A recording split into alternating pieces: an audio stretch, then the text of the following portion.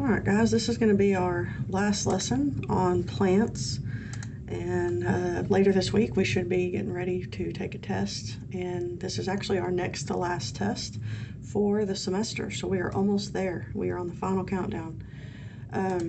So far we've covered various aspects of plants. We've covered just in general, what is a plant, what puts something in the plant kingdom, and we looked at the different plant groups like the mosses and the ferns and the gymnosperms and angiosperms. We kind of looked at some of those evolutionary trends as we move through the plant groups. Then what we covered were the plant structures, like the systems, the organs, the tissues, and the cells. And we took a look at transport and how water and sugars and other substances are transported in the xylem and the phloem. And this last lesson is going to cover a little bit more on plant reproduction, some plant responses, and their nutrition. And so just like with a lot of organisms, plants have both asexual and sexual methods for reproduction. And so I know this is a long list, and I don't necessarily expect you to remember all of these, but I just kind of wanted to show you that not all plants reproduce by that alternation of generations. Sometimes they may actually reproduce by both ways, but a lot of times in nature, these are some examples where you get literal clones. Remember that the key to asexual is that you don't have two parents. You have one parent that is going to produce offspring that are identical to that parent. So just some examples, and actually you're probably more familiar with these than what you might realize. But some examples that you might find are rhizomes. And an example of this is kind of like a ginger root, and so they just kind of grow horizontally and then new roots will form, and so it's genetically identical. These stolons, these are called runners, like strawberries grow this way, and so once again they just kind of have these stems that grow and then they can re-root whenever they touch the ground. Bulbs are pretty common, things like onion and garlic and tulips and a lot of your spring plants that are blooming right now. So they have these fleshy leaves. The bulbs, like a garlic clove, for instance, is just an example of a fleshy leaf. It's a modified leaf that's not meant for photosynthesis. It actually stores lots of sugar. That's why onions and garlic have lots of sugar in them. And so they have these fleshy leaves that store food, and they're able to kind of re-root and grow into new plants. Corms, the gladiolus, I'm not as familiar with that one, but it's going to be kind of one of your spring plants as well. Tubers, which are like potatoes, they actually have the eyes that will grow off of them, and those can become a new plant. Sometimes the little leaves or little tiny plants will grow along the stem, and they can fall off and actually re-root and grow independently. And apomixis, I'm not sure if I'm saying that one right, but they can actually produce seeds without the action of fertilization. So you don't have a combination of egg and sperm, but they can asexually produce seeds. And so once again, we have some cloning going on. And so a lot of your plants, and maybe you've even seen this in your gardens, or you've taken plants and like an avocado, you can grow a new avocado. You don't actually have to have two parent plants to produce new plants. Now, some other asexual plant methods are things that we do, like in horticulture, where we are intentionally trying to make these plants reproduce. So sometimes you can take a cutting and you can kind of, like ivy, for instance, you can cut off a piece of ivy, you can put it in some water and it will re-root and you have a new plant. Grafting, this is common in agriculture, like in grapes and some of your fruit trees. And what they'll do is they'll take two different plants and they will put them together, but it's not really a combination of gametes, so it's still going to be an asexual method. And so you can actually graft and kind of get some traits from two different organisms and kind of make something that maybe is what you're looking for. Like I said, it's used a lot like in grapes and wine industry, things like that. Layering is where you can take a branch or stem and you bend it, and when it touches the ground, you can cover it up with soil and then it will develop roots. And then micropropagation, this is kind of what they do like in a lab type setting. They essentially put little plant pieces in some kind of medium. It could be a nutrient-rich liquid or a nutrient-rich soil, and then it can just allow them to clone. And so here's just some of those examples, like a cutting or grafting. You can see they're putting the two stems together, layering, they're burying the stem and it re-roots, and then micropropagation. You can kind of grow them like in test tubes or in a lab type setting. Now, something else that's really common is genetic engineering of plants, and we talked about genetic engineering, I think at the beginning of this semester, or maybe at the end of last semester when we were talking about DNA, and we know that genetic engineering is just any time we kind of alter DNA in any way to serve us a purpose. And so we've been doing, basic hybridization for years and years and years. This is an ancient form where, farmers and people who had cattle or crops or they tried to get the traits that they wanted. And so they would actually, kind of cross two different organisms in hopes that they could get these particular traits. In terms of plants, we might want things like higher crop yield, or you might want maybe drought resistant, things like that. And so you cross plants with these two different traits in hopes that the babies have both of those. So that's been going on for ages.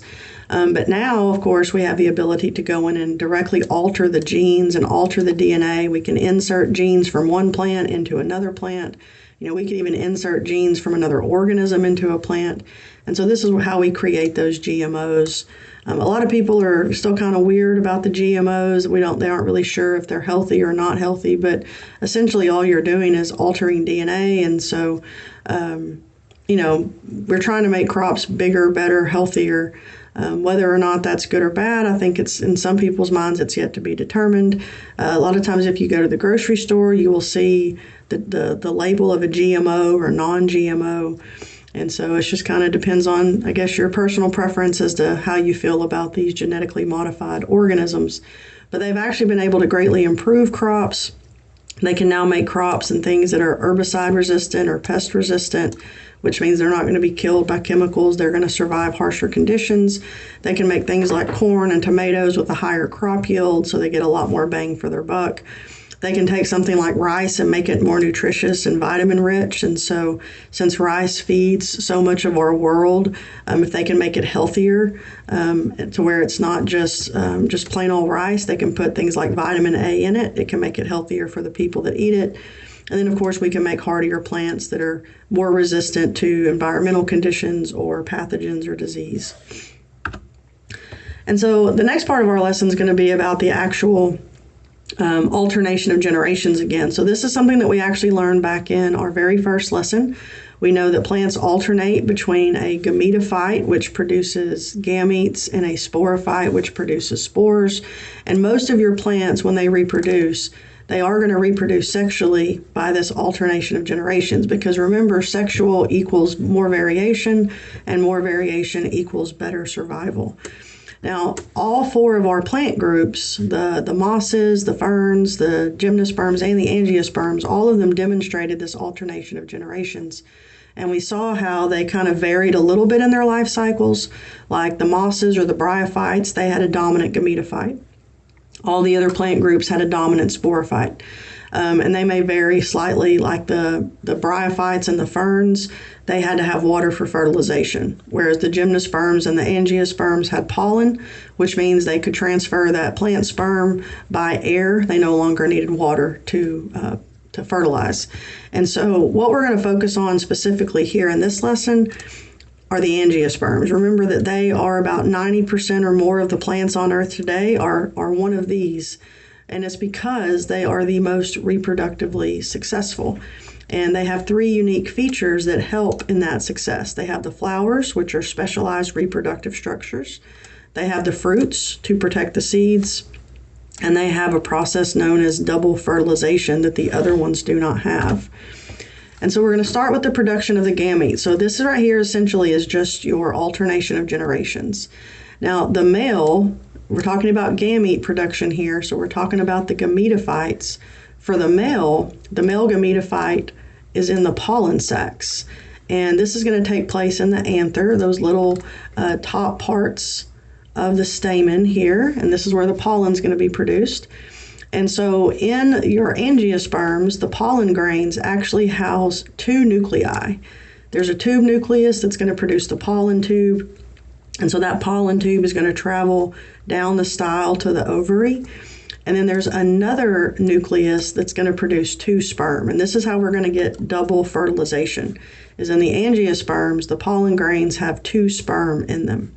Now in the female, remember this is taking place in the pistil or the carpel, but down in the ovary, okay, just like in humans, the ovary produces the eggs. Down in the plant ovary is where you're producing the ovules, and so the ovules are what are going to be fertilized. Now, in the ovules, there's 3 important nuclei. There's actually 8 total, okay? If you see in this picture over here, there's 3 nuclei there, 3 nuclei there, and 2 nuclei there. So there's actually multiple nuclei. There's 8 of them, but there's really 3 that we're going to focus on. One of them is going to be the egg, and we know that when egg and sperm come together, that's going to produce a zygote, which is essentially going to be the baby plant. And then we're going to have 2 polar nuclei. Now, each of these are haploid, and so when that sperm fuses with them, it's going to form a triploid tissue known as the endosperm. Now, this is one of the things that's unique to the angiosperms is this double fertilization event. Okay, so the first thing that has to happen is pollination, and this is when the pollen gets transferred from the anther where the pollen is produced to the stigma. Remember that the stigma is sticky. It's at the very top of the pistil or the carpel. And so the pollen is going to land on that sticky stigma. And what's going to happen is the pollen tube is going to form. So remember that tube nucleus, it's going to form a pollen tube, and it's essentially going to be a pathway down through the style of the pistil, and it's going to allow those sperm to travel down to the ovary here. Okay, so pollination has got to happen first. So the pollen is going to land on the sticky stigma. And you probably are familiar with pollinators like bees, and what they'll do is they help increase variation because they'll transfer pollen from one flower to another flower, and that just creates more variety. Now, the thing is even if the same plant is fertilizing itself, it's still sexual reproduction because we're dealing with gametes, okay? We have technically male and female gametes, and so we're going to have variation.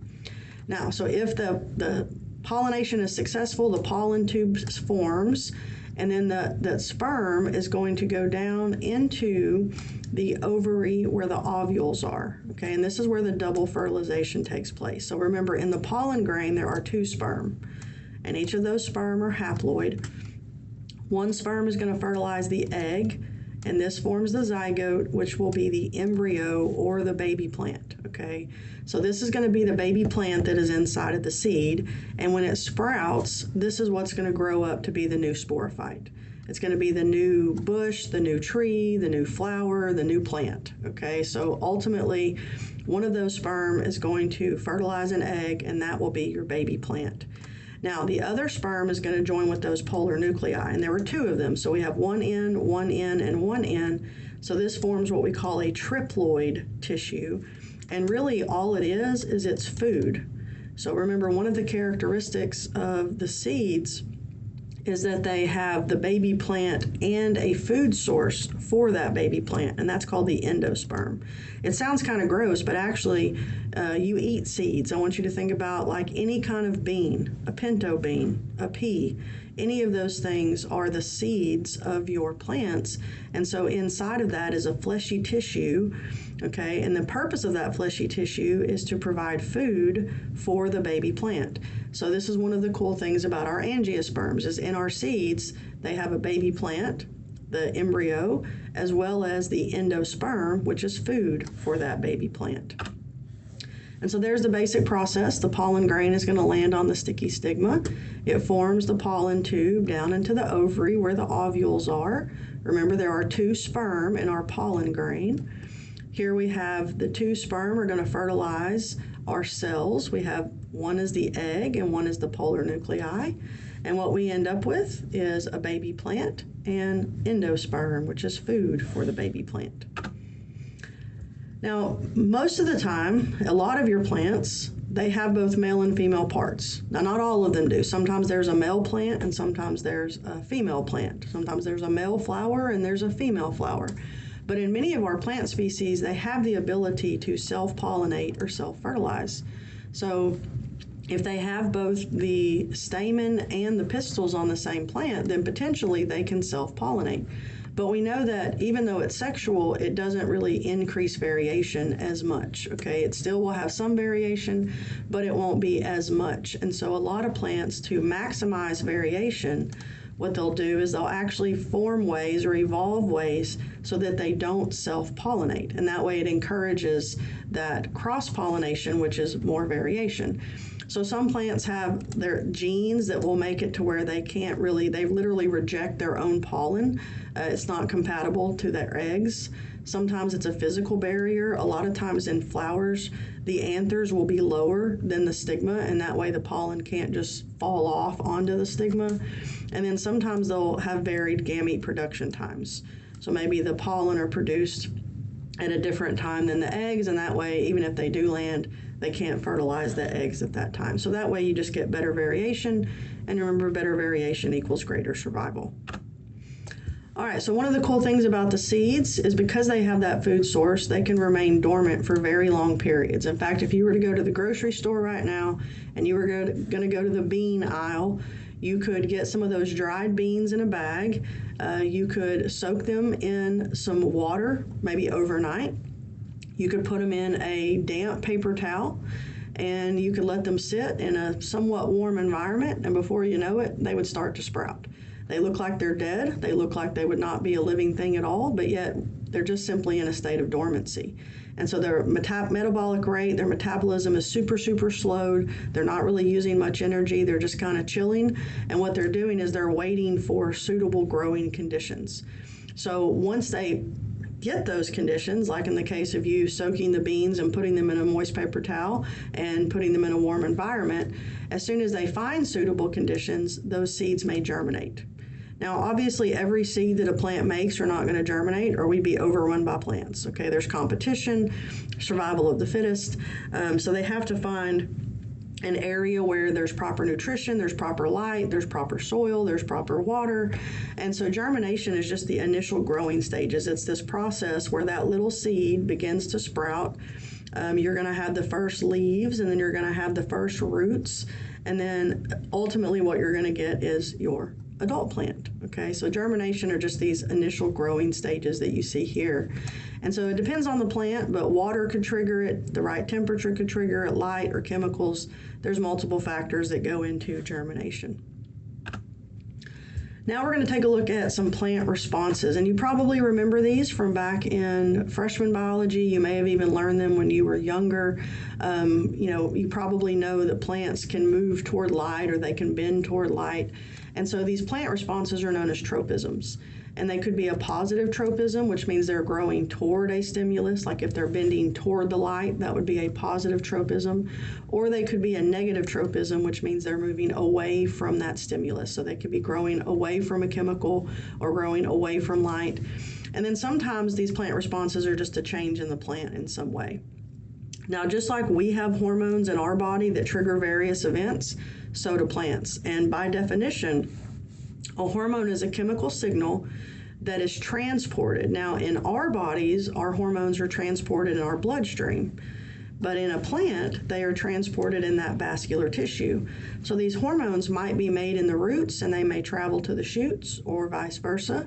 But the key to a hormone is that it's produced in one area of the organism, but it travels and triggers a response somewhere else. And so the way it travels in a plant is through that xylem and phloem, those veins or the vascular tissue. Now we have 4 examples of tropisms. There could be more. There could be responses to chemicals and things like that, but these are kind of your 4 main ones. We have phototropism, which is response to light, which photo means light. And this is where you will see like a plant growing toward the light. If you have any plants in your home, you will probably notice that they normally will bend toward the window. Or some plants, like I've had little ivy plants before, and the stems will bend backwards, but it allows the leaves to turn toward the light. You can go and you can flip that plant around, and within a few days, those leaves are going to start to turn back toward that window, okay? Gravitropism is response to gravity. Sometimes this is referred to as geotropism, but plants naturally roots down, shoots up. Okay, and they know that because of little plastids that are in their plant parts, how they settle, it kind of tells the roots down, shoots up. If you were to take a potted plant and you flipped it on its side, the roots would still come out and down, and the shoots would still come out and up. Thigmotropism is response to touch. You see that like with vines. They'll kind of wave in the air until they touch something like another stem or a fence post or something, and then they'll curl and wrap around it. That's a touch response. If you've ever touched mimosa leaves, they'll kind of close up on you. A Venus flytrap would be an example of a touch mechanism. And then hydrotropism is a response to water. So like if the roots grow deeper toward water, that would be a hydrotropism. So here's an example of each one. So phototropism is light, thigmotropism is touch, geotropism or gravitropism is gravity, and hydrotropism is water. Now, as we mentioned, it's hormones that trigger these responses, and so I'm sure there are plenty more, but we're going to take a look at 5 plant hormones that trigger different responses. And I know this can feel like it's a lot to remember, so what I like to do is I try to pick out one or two words to kind of help me remember which one is which. And so the first one are your auxins, and most people, this is probably the most common one that is talked about. I know like in your freshman year, if there were questions on the STAR test, it would be about auxins. And so the word that I like to always attribute with auxins is elongation. What auxins do is they will trigger the elongation of cells. Now this is what will lead to the bending. So why does a plant bend toward the light? Well, the auxins will trigger cells on the shady side of the plant to get longer, and then that will cause the plant to bend in a particular direction. And so because of this, auxins play a major role in those tropisms. Now the next one is cytokinins, and this sounds like a word that you should know because back when we covered the cell cycle, we learned about a process called cytokinesis. Remember that mitosis divides the nucleus and cytokinesis divides the rest of the cell. So essentially, cytokinins play a role in cell division. And of course, cell division is going to play a role in growing, okay? Now, gibberellins, they play a major role in germination. So we have gibberellins in germination and growth. So we have these 2 G words, germination and growth. In fact, if you've ever heard of dwarf variety plants, like if you go to Lowe's or any kind of place that has plants, you can find some baby versions of them, like there's dwarf hollies and things like that, and they're going to be bushes that stay smaller. And that's often because their gibberellins are not functioning properly. So gibberellins play a major role in germination and growth all throughout the plant stages. It also plays a role in the flower and fruit development. Now I'm going to skip abscisic acid for just 1 second and go to ethylene. Now I like to remember that ethylene goes with ripening. They kind of sound alike if you say them that way, ethylene and ripening. So this is a gas actually that triggers fruit ripening. And so if you've ever grown your own plants, if you've ever grown like something like tomatoes, it starts off with the flower, and then you start to see that little tiny kind of very hard green circle, that early tomato, and then it gets bigger and bigger, and eventually it starts to kind of soften and become redder and redder and redder. So this ethylene gas is what triggers that fruit ripening, and it'll just keep getting riper and riper and riper until it eventually falls off the plant, or you can pluck it and eat it before it gets too ripe. Now another role of ethylene is it triggers apoptosis, and we mentioned this first semester, but apoptosis is cell death. It's where the cells essentially get a chemical message to die. And so this is actually an important process in many different life stages. It's not all bad. And so this is what actually can trigger the falling of the leaves.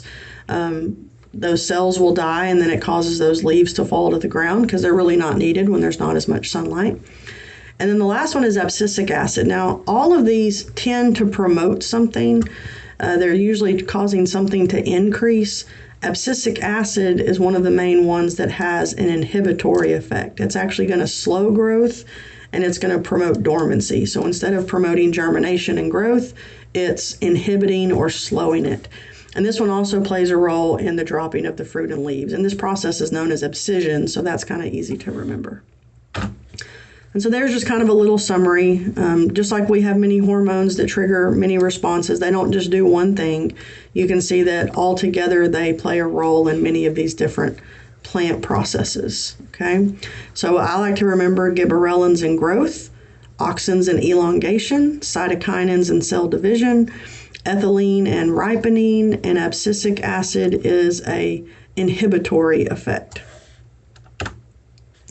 Another response that you'll find in plants is photoperiodism. And so once again, we see this prefix photo, which means light. So essentially, this is a response to a light period. And so how do plants know when to bloom? Like right now, as we come into spring, a lot of flowers are blooming outside. What triggered those flowers to start blooming? A lot of it has to do with the length of night and day. So depending on how long of a period of light and how long of a period of darkness, that will determine the flowering. And so, for instance, short day plants, these require long periods of dark. These are the types of plants that will flower in winter and early spring or fall, okay? In the fall, I planted some pansies, and they were actually blooming all up until last week when I pulled them out of my pots. But as soon as it starts to get hot and those days start to get long, those pansies will die out. And so I replaced my pansies with some perennials, flowers actually annuals, flowers that only last a season. But I replaced my short day plants, my pansies, with some long day plants. Things like begonias and petunias and all kinds of plants that are at your plant stores right now. So long day plants are ones that they need long periods of light and shorter periods of darkness. And so these are the ones that are blooming in spring and summer. And then there's some plants that are not necessarily affected by these photoperiods, and they're called day neutral plants. All right, a few other plant responses, and something that you may not realize is plants are actually pretty cool. They have a lot of different mechanisms to help them survive. You know, how is it that you can see a plant growing up through the middle of a sidewalk? Okay, plants are hardy, and they have all different ways to adapt and to continue going on, even though that environment is constantly changing around them. So they've evolved many different responses to things like drought. When it's very low water, their guard cells will cause the stomata to close. Remember, stomata is where they can lose water by transpiration. They can trigger the young leaves to stop growing, because if there's not enough water, they don't need to have more leaves. They can trigger those roots to grow deeper. Now, just like we can drown, plants can also drown. So flooding, what happens is when you overwater a plant, if there's too much water, they can't get the oxygen that they need. They have to do cellular respiration just like we do. And so if you have like plants that live in areas where there's constant flooding, like maybe salt marshes or things like that, or any kind of like marsh or like swampland where the water comes in, what they'll do is ethylene will trigger that apoptosis, and that creates little air tubes that allow them to continue to get oxygen. If it's really hot, they'll also close their stomata, and they can produce proteins that help protect them from the heat. And when it's cold, they can actually change the composition of their membranes to help them survive the cold. There's also responses to herbivores and pathogens, because obviously if plants get eaten, that's going to be detrimental to them. So they may have some structures like thorns or spines that will keep things from touching them or eating them. Many plants produce some kind of poisonous or yucky tasting compounds that will keep animals away. This one's kind of cool. They'll actually kind of release these chemicals into the air that will attract the predators, and that way it'll keep the herbivore populations down. When it comes to pathogens, they actually have immune systems just like we do. They have, just basic protection like the cuticle or the epidermal layer on the outside, but they can also have this like specific immune system to where if they are attacked, so like let's say a virus gets into this leaf, it can send these chemical signals to the other plant parts and kind of tell them to lock down and protect themselves, and so it can help protect the other plant parts from being infected. And then the last thing we're going to talk about is a little bit about plant nutrition and symbiotic relationships. Now we know, hopefully, that plants are autotrophic. Most of your plants are going to make their own food via photosynthesis, and so they're able to feed themselves. But in order to perform photosynthesis well and in order to get other nutrients and things like that, plants also have some ways and relationships in order to get those other things that they need. And so one very important component of a plant is the rhizosphere. Now, this prefix rhizo means root. So essentially, this is like the little area surrounding. It's almost like a little ecosystem around the roots of a plant. If you pull them up from the ground, it's going to pull up some soil and other components with it. And so there's lots of microorganisms in that soil. There's going to be mutualistic bacteria that allow the plant to help absorb nutrients or maybe provide hormones. Another important relationship are with nitrogen-fixing bacteria. Remember that we can't fix nitrogen, plants can't fix nitrogen, but there's a special group of bacteria called rhizobium. They specifically live in legumes, which are like bean plants, clover, soybeans, peanuts, and they're able to actually take that atmospheric nitrogen and turn it into usable nitrogen. So we rely very heavily on these nitrogen-fixing bacteria, and so do the plants. We've already talked about mycorrhiza. Remember, myco means fungi, rhiza means root. So this is where the fungi kind of surround with those hyphae. And remember, the hyphae are very good at absorbing, and then the plants are producing food for that fungus. And then there are some other relationships, like there are parasitic plants. A very common one is mistletoe. How it became the kissing plant at Christmas, I have no idea, but it's a parasitic plant.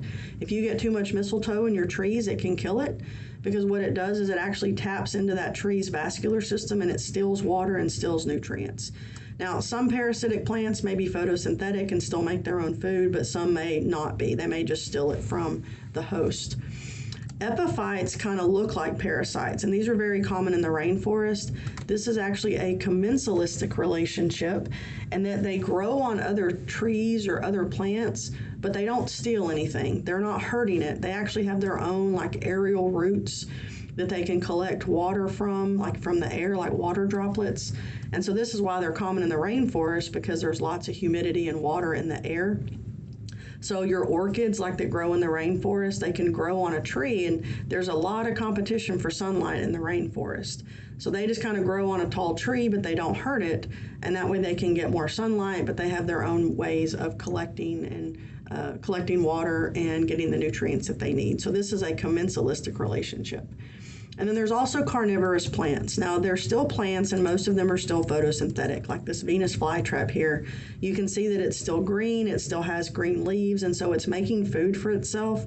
But normally these carnivorous plants live in soils where there's not a lot of nutrients, so they're digesting little insects to get those nutrients that are lacking in the soil. So they're still making their own food by photosynthesis, but they're getting some additional nutrients by trapping these little insects and digesting them. And that is going to wrap up our last lesson on plants. We will be doing a couple of activities over the next couple of days, and then we'll be gearing up for our next to last test. I hope you guys had a great spring break. Hope you guys are doing well, and just let me know if you need anything. Y'all have a great one.